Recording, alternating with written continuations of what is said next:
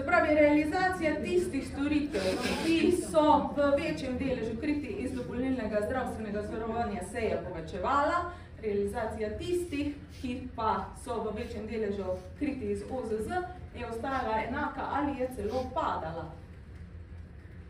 Zdaj pa pridemo na točko, ko ukinemo dopolnilno zdravstveno zavarovanje. Kaj naredimo? Košarico moramo pustiti nespremenjeno. Zagrabimo celotno realizacijo vseh teh storitev in jo damo v OZZ. Plačevanje 100% iz OZZ. Pravi, celovno preseganje plana pri nenujnih reševalnih prevozih, vse damo v košarico OZZ in jih krijemo 100%. Čeprav je realizacija naraščala v preteklih letih. Kaj smo naredili? Zamenjali smo naše prioritete.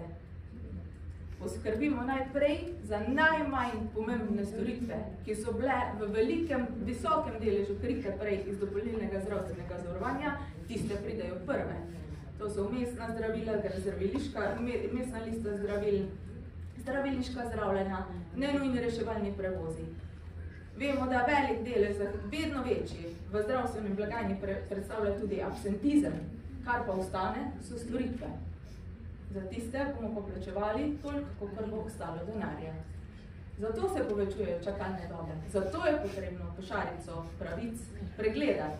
Ali res želimo, da bomo najprej plačevali nenujne reševalne prevoze, kar bo ostalo denarja, ga bomo pa razdelili med storitve, med nujne storitve. Za raka, za kardiologijo, za pediatrijo. A so res to naše prioritete? Ali se res ne smemo dotakniti košarice?